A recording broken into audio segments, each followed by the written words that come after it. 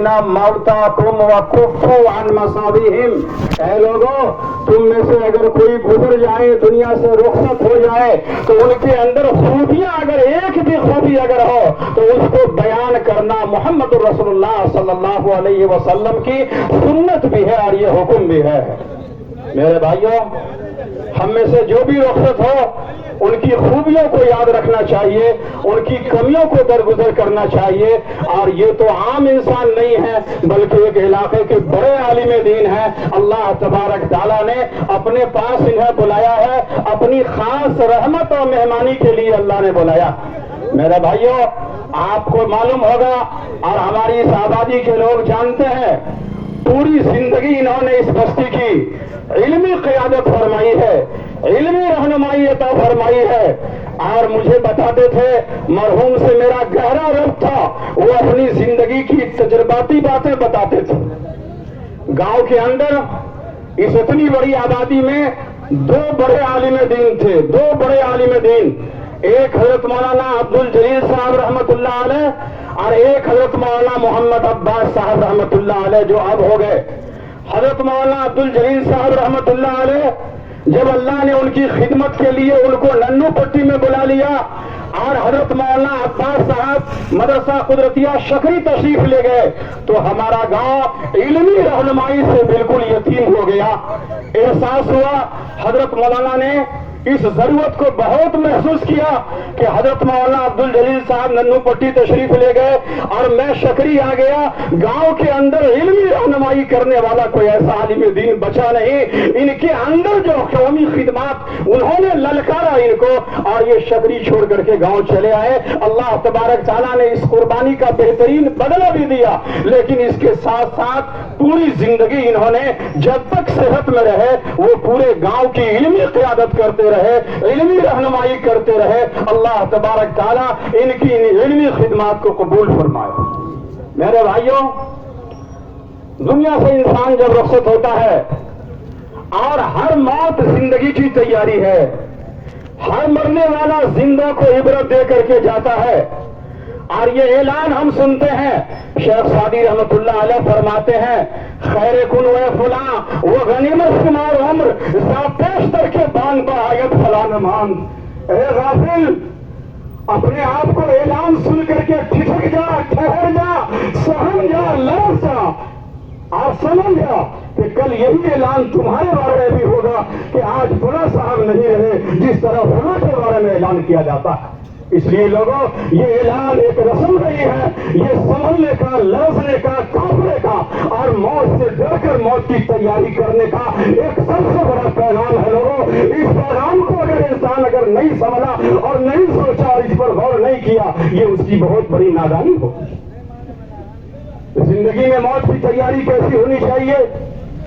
موت کی تیاری ایسی ہونی چاہیے کہ مرکز نظام الدین میں حضرت مولانا افتخار الحسن صاحب، تفصیل کا موقع نہیں ہے، بخاری شریف پڑھا رہے ہیں، سلام کی ایک آواز گونجی، ایک شکل ظاہر ہوئی اور السلام علیکم آواز ظاہر ہوئی۔ حضرت مولانا نے فرمایا السلام علیکم، آئیے آئیے تشریف لائیے، اور بخاری شریف کھلی ہوئی ہے اور دنیا سے رخصت ہو گئے۔ موت کی تیاری ایسی ہونی چاہیے، ہر موت زندوں کو پیغام دے کر کے جاتی ہے، وہ غفلت سے بیدار کرتی ہے اور اعلان کرتی ہے الم یعن للذین آمنوا ان تخشع قلوبهم لذکر اللہ۔ ایمان والوں کے لیے سامنے میت ہو، موت کا ماحول ہو، سوگواری کا ماحول ہو، اس کے بعد بھی وقت نہیں آیا کہ وہ سمجھ جائے، اس کا دل لرز جائے، اس کا دماغ بدل جائے، اس کی زندگی کی روش بدل جائے۔ اگر موت کے بعد بھی اگر یہ سبق نہ ملا تو کب ملے گا؟ آواز نہیں جا رہی ہے؟